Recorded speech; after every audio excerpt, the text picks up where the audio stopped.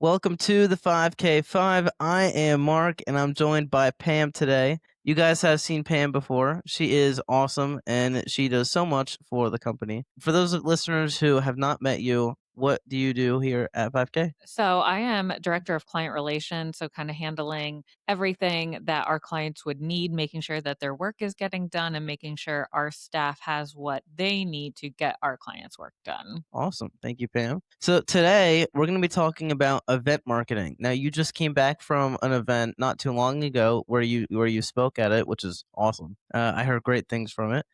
So yeah, we're going to be talking about event marketing, what it is, why it's useful, the differences of that versus normal marketing, and the different things that come along with that. So with that being said, I have a couple questions for you. Sure. A lot of people hear the term event marketing, but they don't really know what it means. And when you say it, what kind of events are we actually talking about, and what role do they play in a company's marketing strategy?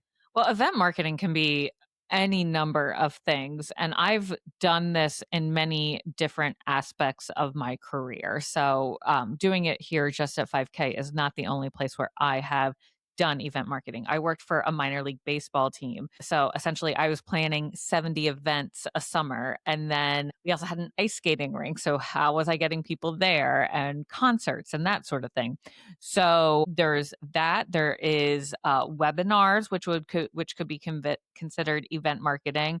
There's also like conventions and trade shows and conferences, which are event marketing. So it really runs a huge gamut, and it's the basics of getting people to attend your event are very, very Mhm. much the same. Okay, yeah. So what is that?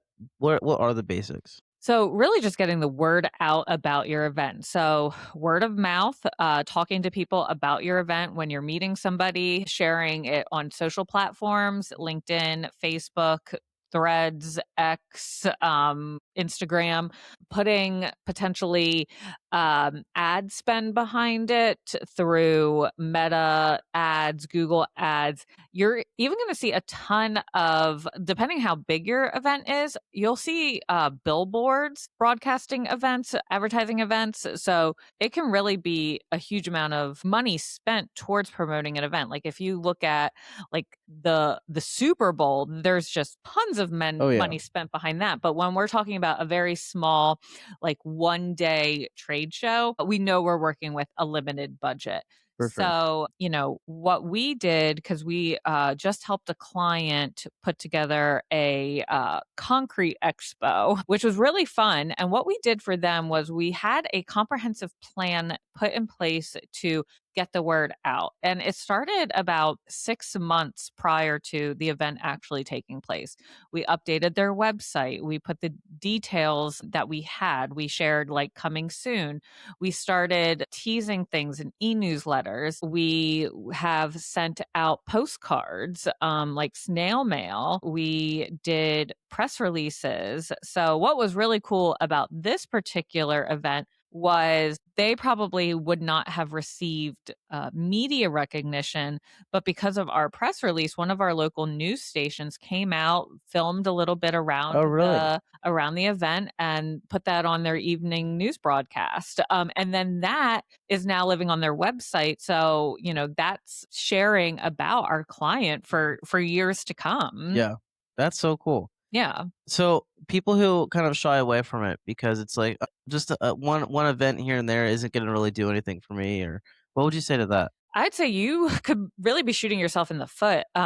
We targeted pretty much a huge demographic of the Mid Atlantic geography region, and we got close to 900 registrations through the East Coast, which was really great. There are a lot of people who had never heard about our client who were able to come to the event because we hit the particular demographics of their customer base and we're able to advertise specifically to them. They saw our ads, their interest was piqued, they registered for Mhm. the event. Now, once you have somebody registered for the event, you also need to nurture them to make sure that they show up to the Yeah. event. So, sharing updates, what to expect, how to park, where it is, timelines, event schedules, like all that's really important. And then when the event's over, a follow up is really important as well. What did you like about the event? What would you change about the event? Just general feedback, thanking them for attending. All of that is really important to creating a successful event, whether it's one time or annually. Yeah, that's awesome. So that brings us to the second question. Event marketing is one of the few marketing channels where brands can interact with people in real time. And from your experience, what makes live or in person experience so powerful compared to digital marketing alone? Well, I think anytime you have the opportunity to have a face to face conversation with somebody, you're going to get more out of it than just an interaction on a screen. Yeah, Yeah, it's great to see an ad on Facebook when I'm scrolling, but being able to talk to a representative from an organization is huge. I can hear from a person directly about why I should buy their product or yeah. why I should invest in my time in them. Yeah, 100%. Especially like at any time I want to get a service done on like my car, for example, I always want to call them and ask them questions and make sure that like I can trust them just from hearing them on the phone. So it brings that to a whole nother level when you're in person, face to face. Yeah, absolutely. Yeah. So when someone attends a well-run marketing event, what should they walk away feeling or experiencing, and how does that translate into a real value? I think if you're talking about like any kind of event, just making sure they're fulfilled, whether it be a baseball game, did they have fun with their family? Did Mhm. they have to wait in a lot of lines for food? Or if you're talking about like a 1 day conference or a 4 day conference, what did they get out of the event? Was it worth their time? Were they able to make connections? Did they learn something new about their trade or their organization?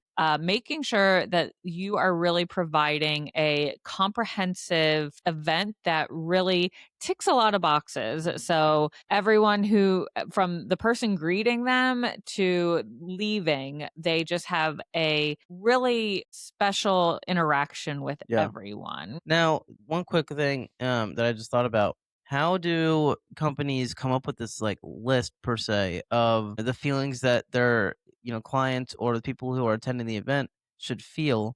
And because obviously it's gonna vary depending on event to event. Should they come up with a list beforehand and strive to make that happen, or just kind of go with the flow? Or I think you can certainly think about that ahead of time. Like, what sort of emotions do you want to invoke from your events? But really, just satisfaction, I think, is what everyone strives to achieve from their attendees.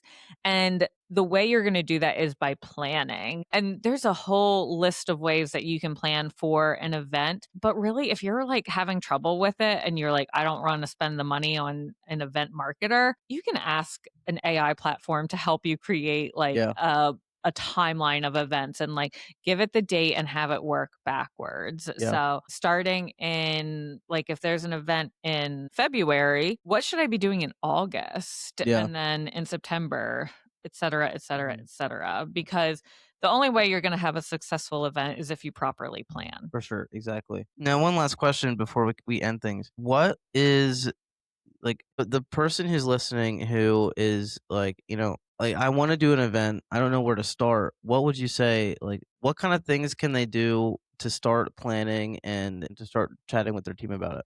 I think a brainstorming session is always a good first step. So, first get your own thoughts down on paper and then pull in one or two other people that you work with to start talking about it. Get their buy in, get their ideas, and then take that to a larger group. Then you're going to need to find a place to hold your event, whether it be at your own facility or if you need to outsource it and rent a space. So, I mean, there's a ton of different things that you have to take into account, but just take it step by step. Don't try and dive headfirst in because you could end up drowning, and it really doesn't have to be that scary. Yeah, for sure. Pam, thank you so much. Yeah, thank you. Always a pleasure. Heck yeah. Listeners, thank you so much for listening and tune in for the next 5K5. Peace out.